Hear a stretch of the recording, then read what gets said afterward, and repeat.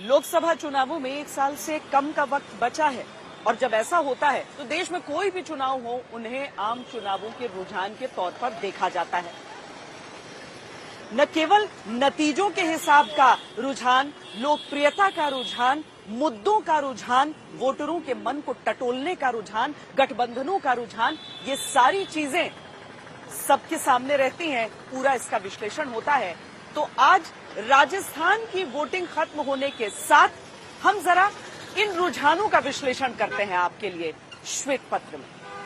इनके पास टूटी टपरिया झोपड़ी में रह रहे हैं, उनको पक्का मकान बनाने के पैसा दिए जाएंगे। ये परिवार की सरकार। थम गई वादों की बौछार। ये भी राजस्थान सरकार का काम है। इसमें आपको 8 रुपए पे भरपेट भोजन मिल रहा है।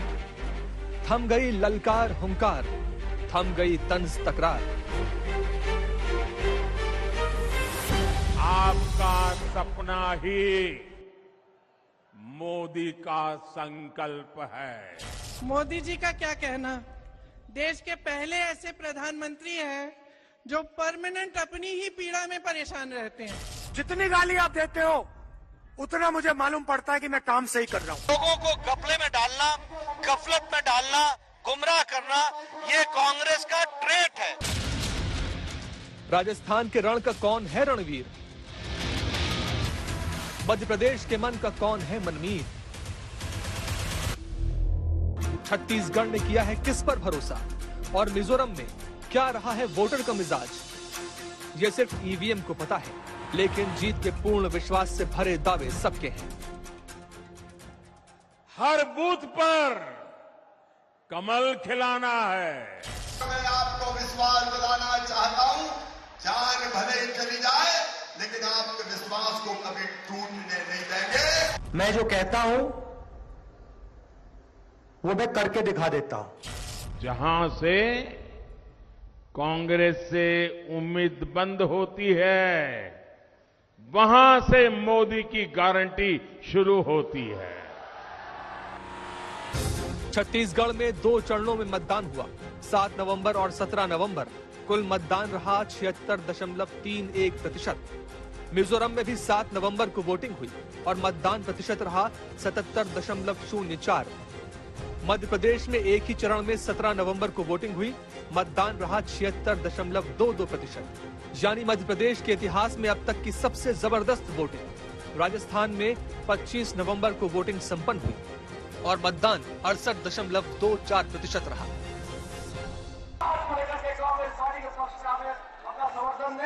मैं तो खुलेआम चर्चा कर रहा हूँ, बता दे कांग्रेस कभी दिया हो तो। अब सारे चुनावी पंडितों और आम जनता के बीच चिंतन मंथन इस बात को लेकर है कि इन चुनावों में बम्पर वोटिंग से किसे फायदा होगा। जनता ने किया किसकी गारंटी पर भरोसा? क्या ये चुनाव 2024 का सेमीफाइनल है? क्या ये चुनाव एनडीए वर्सेस इंडिया का शक्ति परीक्षण है? क्या चुनावों के नतीजे ब्रांड मोदी पर जनमत की तरह होंगे? देश की धरती पर इतिहास बनने जा रहा है। मध्य प्रदेश हो, राजस्थान या छत्तीसगढ़, बीजेपी की तरफ से मोदी का चेहरा रहा, मोदी की गारंटी रही। दूसरी तरफ तीनों राज्यों में आंतरिक कलह से जूझती कांग्रेस ने पूरा जोर लगाया। क्या रहे इन चुनावों के अहम पड़ाव जहां बाजियां पलटती दिखी? क्या रहे वो मुद्दे जिन्हें जनता के बीच सबसे ज्यादा जगह मिली? और क्या रही भूमिका साइलेंट वोटर्स यानी महिलाओं की? श्वेत पत्र में पूरी रिपोर्ट हम दिखाएंगे। राजस्थान चुनावों में एक सवाल की गूंज खूब रही, राज बदलेगा या रिवाज बदलेगा? यानी कि यहां की जनता जो हर 5 साल में पार्टी बदल देती है, किसकी सरकार होगी वो, क्या वो रिवाज इस बार बदलेगा जो 30 साल से लगभग चला आ रहा है, या फिर वही होगा जो इतने सालों से होता चला आ रहा है? यही कारण है कि दोनों पार्टियों ने अपनी पूरी ताकत झोंक दी है। भारतीय जनता पार्टी ने अपने कई सांसदों को मध्य प्रदेश की तरह राजस्थान में भी चुनावी मैदान में उतारा है। ये भाजपा का ट्रैक रिकॉर्ड है कि भाजपा जो कहती है वो करके दिखाती है। और नई कैबिनेट गारंटी होगी है, सरकार रिपीट होगी इस बार। भारत माता की भैया पानी मौका की। मध्य प्रदेश के मतदाताओं पर पूरा विश्वास है कि वे मध्य प्रदेश का भविष्य सुरक्षित रखेंगे। ये राखी स्नेह का कच्चा धागा है और आज इस कच्चे धागे की कसम खा के कह रहा हूं, तुम्हारी आंखों में तुम्हारा भाई आंसू नहीं रहने देगा। हम लोग चुनाव मिलकर लड़ रहे हैं। जो बिखराव है, जो खिंचाव है, जो तनाव है, वो भाजपा में है। राज्यों में सत्ता पाने या गंवाने की बात तो है ही, कई बड़े नेताओं की व्यक्तिगत साख भी दांव पर लगी है।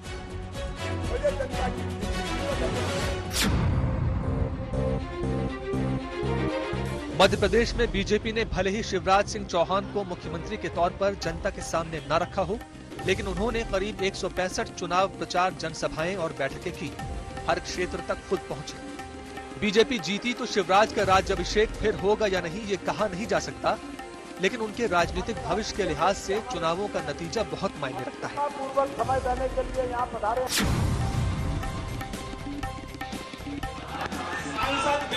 इसी तरह मध्य प्रदेश में 34 सीटों वाले ग्वालियर चंबल क्षेत्र में चुनाव परिणाम ज्योतिरादित्य सिंधिया की छवि पर असर डालेंगे, क्योंकि कांग्रेस ने उनके बीजेपी में शामिल होने को चुनावी मुद्दा भी बनाया है। भाजपा को जिताओगे, जिताने के लिए घर घर जाओगे। नरेंद्र सिंह तोमर बीजेपी की चुनाव अभियान समिति के प्रमुख भी हैं और केंद्रीय मंत्री भी। विधानसभा दिमनी से प्रत्याशी भी हैं। तोमर को शिवराज के विकल्प के तौर पर भी कहा जा रहा है, लिहाजा ये चुनाव इनके राजनीतिक भविष्य के लिए बेहद अहम है।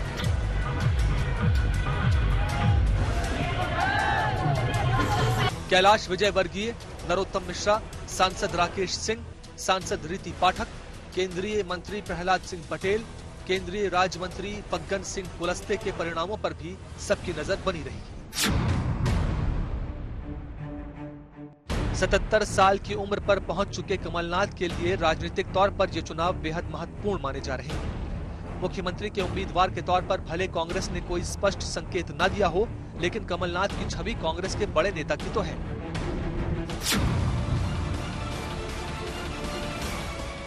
दिग्विजय सिंह के शासन को बीजेपी ने चुनावों में मुद्दा बनाया था। दिग्विजय खुद इन चुनावों को करो या मरो का बता रहे हैं। टिकट बंटवारे में भी उनकी अहम भूमिका रही। नतीजे जब आएंगे तो वो मध्य प्रदेश में दिग्विजय की भूमिका को और साफ करेंगे। अब चलते हैं राजस्थान। यहाँ भी कई दिग्गजों में बेचैनी की स्थिति है। कई सीटों के परिणामों पर सबकी नजरें हैं। सरदारपुर, इस सीट से सिटिंग मुख्यमंत्री अशोक गहलोत और उनके सामने बीजेपी के दिग्गज नेता महेंद्र सिंह राठौड़ लड़ रहे हैं। झालरापाटन, पूर्व मुख्यमंत्री वसुंधरा राजे यहां से चुनाव लड़ रही हैं और उनके सामने कांग्रेस के दिग्गज रामलाल चौहान ताल ठोक रहे हैं। टोंक, सचिन पायलट के सामने बीजेपी के 3 बार के विधायक अजय मेहता चुनाव लड़ रहे हैं। हार जीत का असर पूरे चुनावों पर पड़ना तय है। छोटवाड़ा, बीजेपी ने पूर्व केंद्रीय मंत्री और वर्तमान सांसद राजवर्धन सिंह राठौड़ को उतारा है। उनके सामने कांग्रेस के पूर्व छात्र नेता अभिषेक चौधरी को टिकट दिया गया है। राजवर्धन को मुख्यमंत्री पद के उम्मीदवार की रेस में माना जा रहा है। विद्याधर नगर, यहां से बीजेपी ने राजकुमारी दिया कुमारी को चुनाव लड़ाया है। सामने है कांग्रेस के सीताराम अग्रवाल, जो अपने पिछला चुनाव सिर्फ 31 वोट से हारे थे। नाथद्वारा, यहां से कांग्रेस के दिग्गज नेता सीपी जोशी चुनाव लड़ रहे हैं। उनके सामने है महाराणा प्रताप के वंशज विश्वराज सिंह मेवाड़। 30 साल की परंपरा, सब बात करते हैं इसके बारे में, लेकिन परंपरा है। लोग भी कहते हैं कि हम 5-5 साल के लिए लोगों को चुनते हैं। तो पिछली बार चुनाव प्रचार करते हुए ज्यादा दिक्कत हुई थी जब सत्ता में वापस लौटना था, या इस बार जब बचाना? पिछली बार का जो चुनाव था उस समय हम लोग विपक्ष में थे, और जो 5 साल का उस समय का कार्यकाल था 2013 से 18 का, उस समय कांग्रेस पार्टी के 200 में से 21 विधायक थे। बीजेपी का प्रचंड बहुमत दिल्ली और जयपुर में था, और लोग कहते थे कि कई दशकों तक कांग्रेस नहीं आएगी। तो वो 5 साल का जो सफर, संघर्ष और जो वो समय था वो बहुत चुनौतीपूर्ण था। उस समय हमारे 21 से हम 5 गुना बढ़कर हम 100 आए, हमारी सरकार बनी। तो वो बहुत कठिन दौर था। इस बार तो हम सरकार में हैं, हमारे पास संसाधन भी हैं, हम लोग काम भी कर सकते हैं। तो इस बार का चुनाव लोगों को संतुष्ट करने वाला चुनाव था, और हम लोगों ने पूरी ताकत से काम किया है, कैंपेन किया है। लेकिन हर चुनाव यूनिक होता है, और जनता का मिजाज जो है इस बार वो रिवाज बदलने का लग रहा है। छत्तीसगढ़ में बीजेपी की तरफ से अगर डॉक्टर रमन सिंह की सीट पर सबकी निगाहें हैं, साथ ही बीजेपी प्रदेश अध्यक्ष अरुण साव और दिग्गज नेता ब्रजमोहन अग्रवाल की सीट भी चुनावों में हॉट सीट मानी जा रही है। कांग्रेस की ओर से भूपेश बघेल और टीएस सिंहदेव की साख भी दांव पर लगी है। साथ ही चरणदास महंत और ताम्रध्वज साहू के चुनाव परिणामों पर भी सबकी निगाहें रहेंगी। जनता अपना फैसला ईवीएम मशीन में बटन दबाकर दे चुकी है। हार जीत के पन्ने 3 दिसंबर को खुलेंगे और इसी के साथ बदल जाएगी कई राजनीतिक दिग्गजों की किस्मत।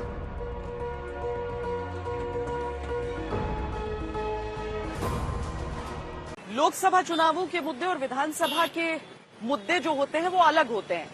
विधानसभा चुनावों में लोग स्थानीय मुद्दों पर वोट देते हैं, जबकि लोकसभा के चुनावों में ऐसा नहीं होता है। वो मुद्दे होते हैं जो देश से संबंधित होते हैं।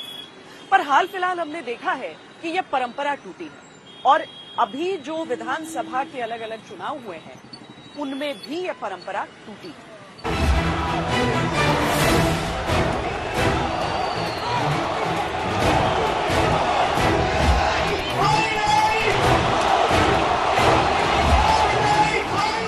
एक महाज्ञानी कांग्रेस के कह रहे थे कि आप सबके पास made in China mobile phone होता है। अरे मूर्खों के सरदार, अच्छा वाला हमारे लड़के वहां पे वर्ल्ड कप जीत जाते हैं, वहां पे पनौती हरवा दिया।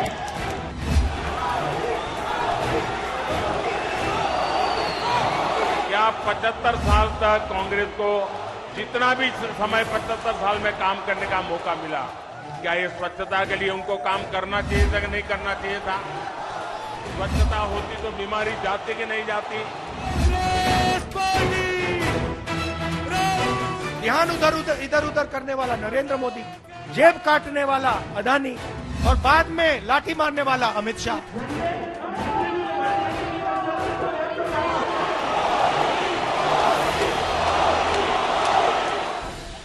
चुनावी माहौल में तल्ख बयानों की गर्मियां खूब रही और इन्हीं के इर्द गिर्द बहती रही मुद्दों की हवा। अगर मुख्य मुद्दों को समझने की कोशिश की जाए तो मुफ्त रेवड़ी का मुद्दा हर राजनीतिक दल की लिस्ट में सबसे आगे रहा है। राजस्थान में चुनाव के एकदम बाद कांग्रेस पार्टी की सरकार बनेगी, 500 रुपए का आपका सिलेंडर हो जाएगा। इंग्लिश स्कूल का हमने पूरे राजस्थान में जाल बिछाया है और फ्री लैपटॉप सरकारी कॉलेज के स्टूडेंट्स को हम फ्री लैपटॉप देते हैं। गेहूं की खेती व गेहूं की उपज को प्रति क्विंटल 2,700 रुपए में खरीदी की जाएगी और ये एमएसपी के ऊपर बोनस दिया जाएगा 2,700 रुपीज पर क्विंटल किसानों को। ये हमको ध्यान में रखना। महिलाओं के लिए जो मूल बात है वो सुरक्षा की दृष्टि से हर एक जिला में महिला थाना खोला जाए। आइए आपको राज्य दर राज्य मुद्दों की झांकियां दिखाते हैं। मध्य प्रदेश चलते हैं। बीजेपी ने मध्य प्रदेश में लाडली योजना, दिग्विजय सिंह के कार्यकाल, सनातन धर्म, राम मंदिर, बीजेपी सरकार की 18 साल की उपलब्धियां, कमलनाथ सरकार को गांधी परिवार का एटीएम बनाने के आरोप जैसे मुद्दों पर फोकस रखा। कांग्रेस वाले आपसे कर्ज माफी की झूठी घोषणाएं करते हैं। 5 पहले भी इनके नेता कहते थे 10 दिन में कर्ज माफी करेंगे। अरे 10 दिन तो छोड़िए, 1.5 साल का समय मध्य प्रदेश में राज करने का मौका मिला था, लेकिन किसानों की एक पाई माफ नहीं की, किसानों का कर्ज माफ नहीं किया।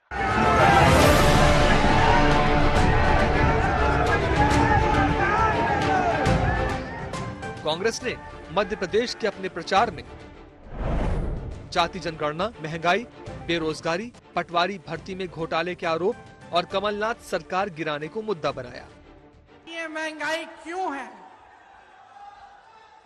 कि महंगाई के साथ साथ इतनी बेरोजगारी क्यों है? जहां से आपको रोजगार मिलता था उन कंपनियों को जब इन्होंने अपने मित्रों को सौंपा तो उनको मालूम होगा कि आप बेरोजगार होंगे। आपको रोजगार कहां से मिलता था? पीएसयू से मिलता था, बड़ी बड़ी जो सरकारी कंपनी थी उनसे मिलता था, आपको रोजगार खेती की कमाई से मिलता था, आपको रोजगार सेना से मिलता था, आपको रोजगार छोटे छोटे व्यापार से मिलता था। आज परिस्थितियां क्या हैं? जो बड़ी बड़ी कंपनियां हैं वो तो सारी सौंप दी इन्होंने अपने दोस्तों को। कांग्रेस ने हालांकि चुनाव प्रचार के आखिर में ज्योतिरादित्य सिंधिया को भी एक मुद्दे की तरह निशाने पर रखा। और मैं 10 मिनट के लिए सिंधिया जी के बारे में भी बोल सकती हूँ कि किस तरह से अचानक उनकी विचारधारा ही पलट गई।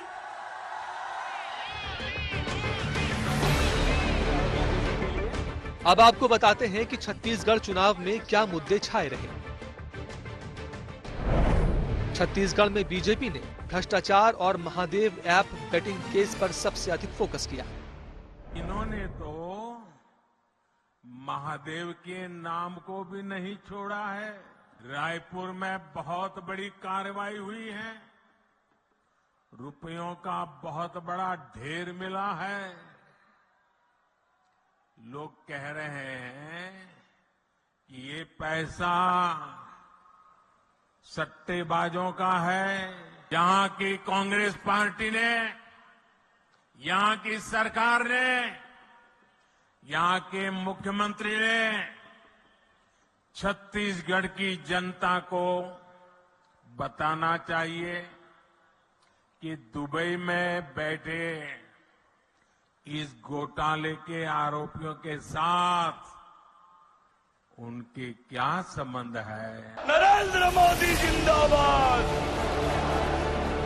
नरेंद्र मोदी जिंदाबाद। इसके अलावा महिला सुरक्षा, किसान और हिंदुत्व भी बीजेपी के प्रचार में मुद्दा बने। माफिया राज यहाँ पर स्थापित करने के लिए उन्होंने नए नए माफिया पैदा करने के कार्य किए हैं। युवाओं के भविष्य के साथ खिलवाड़ कर रहे हैं। कांग्रेस ने अपने प्रचार में भरोसे की सरकार की थीम रखी और ओबीसी वोटर्स को ध्यान में रखते हुए जाति जनगणना, महिला, आदिवासी और सॉफ्ट हिंदुत्व के मुद्दों को अपनाया। मैंने ये पार्लियामेंट में बोला, नरेंद्र मोदी जी जाति जनगणना करिए। यूपीए के समय हमने आंकड़े निकाले थे, देश को दिखा दीजिए। उस दिन के बाद नरेंद्र मोदी जी के भाषण बिल्कुल बदल गए।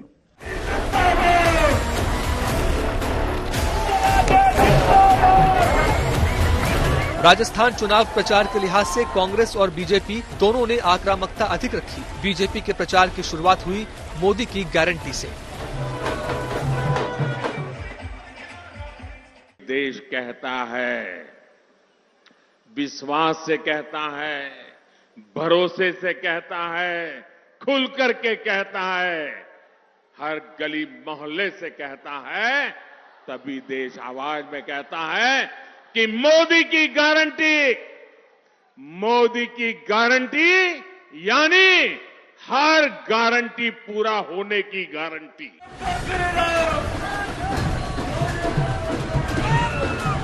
इसके बाद बीजेपी के चुनाव प्रचार में सांप्रदायिक तुष्टीकरण, लाल डायरी, भ्रष्टाचार, महिला अपराध, लचर कानून व्यवस्था, पेपर लीक घोटाला जैसे मुद्दे रहे, लेकिन हिंदुत्व का मुद्दा सबसे अधिक मुखर रहा।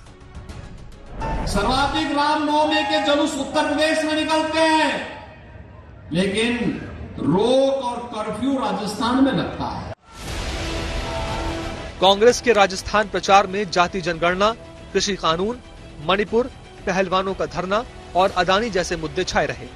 मणिपुर में 2 महीनों से पूरा प्रदेश जल रहा है, घरों में आग लगाई जा रही है, मार काट हो रही है आपस में, महिलाओं के साथ भयावह अत्याचार हो रहा है, बच्चों के सर पर छत नहीं रहे और हमारे प्रधानमंत्री जी ने 77 दिन के लिए कोई बयान ही नहीं दिया इस पे।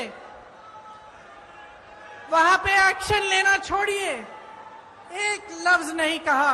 आदरणीय प्रियंका जी को जनता के मुद्दे राजनीतिक दलों के घोषणा पत्रों में रहे। कौन सा मुद्दा जनता को भाया, ये 3 दिसंबर को नतीजों के साथ तय होगा।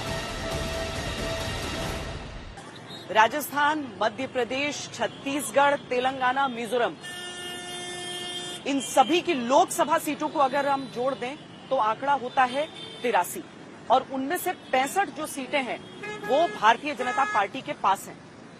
इन सीटों की संख्या को बरकरार रखना और इन्हें बढ़ाने की चुनौती स्वीकार करना एक बहुत बड़ा टास्क होगा और इसीलिए लोकसभा चुनावों से पहले अगर इन विधानसभा चुनावों को इतने ध्यान से देखा जा रहा है तो उसके पीछे ये कारण भी है।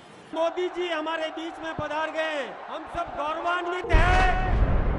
मेरे किसान भाइयों, मध्य प्रदेश में शिवराज नहीं, अभिनंदन है। राजस्थान में वसुंधरा नहीं, भारत माता की और छत्तीसगढ़ में रमन सिंह नहीं। मातारी की ये बीजेपी का कोई संयोग था या कोई प्रयोग? पार्टी जिंदा।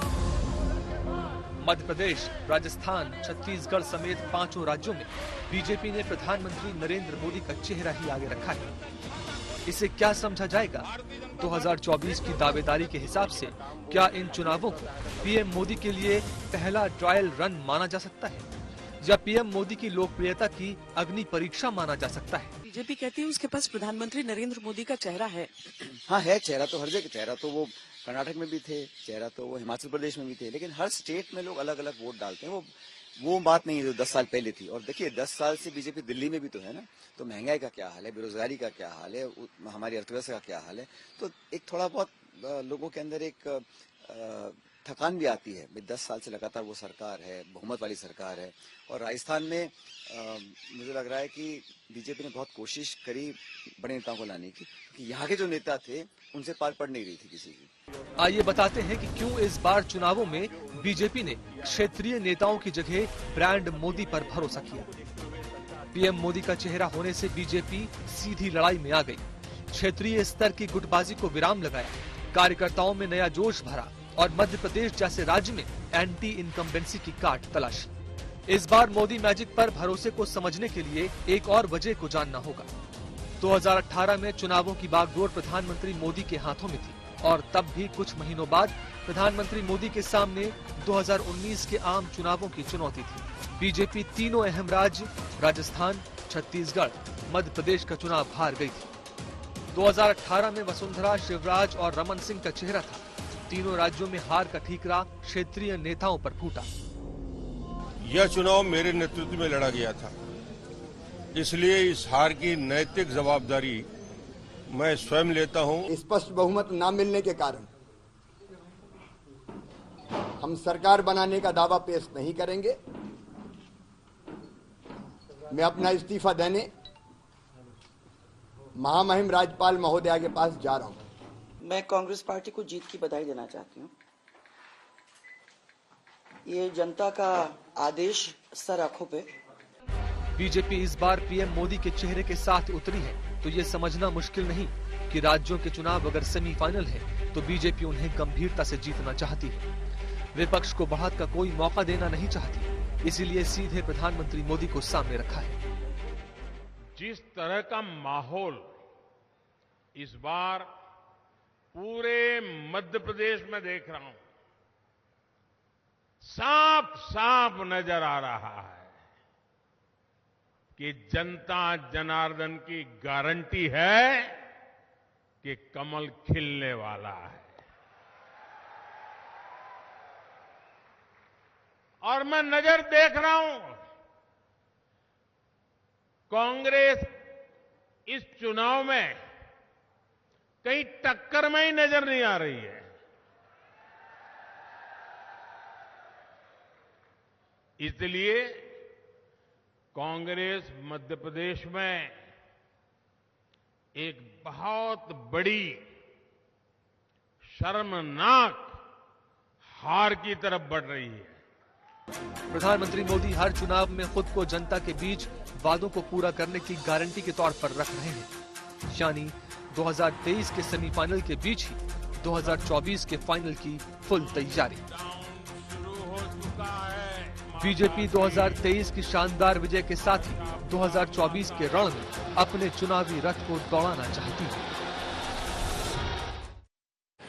विधानसभा के चुनावों को लोकसभा का सेमीफाइनल भी कहा जा रहा है, पर अगर हम ध्यान से देखें तो सेमीफाइनल के मुकाबले वो नॉकआउट मैच होते हैं जिसमें जो हार गया वो फाइनल खेलता ही नहीं है। पर ये ऐसे मुकाबले हैं जहां पर हार या जीत का अनुभव आगे जो फाइनल चुनाव जिसे कहा जा रहा है, जिसे लोकसभा चुनाव 2024, उसके लिए ये अनुभव काम आएगा। प्रधानमंत्री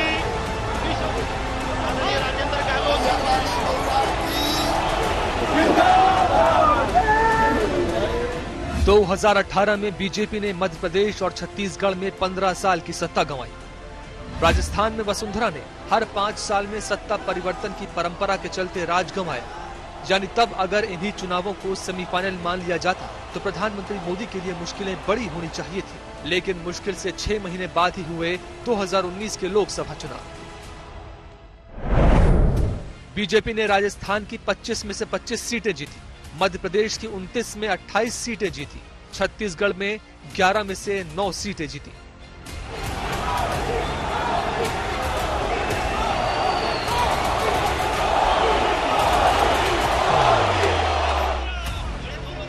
लेकिन राजनीति में जिस तरह हर चुनाव अलग होता है, वैसे ही हर बार का चुनाव भी अलग अलग परिस्थितियों में होता है। 2019 में बिखरा विपक्ष था, 2023 में इंडिया गठबंधन की एक शक्ल है। यानी अगर बीजेपी का प्रदर्शन कमजोर रहा तो एनडीए पर 3 सवाल उठ सकते हैं। ब्रांड मोदी के करिश्मे पर, 10 साल की बीजेपी सरकार में एंटी इनकम्बेंसी का, और तीसरा एनडीए की कमजोरी का।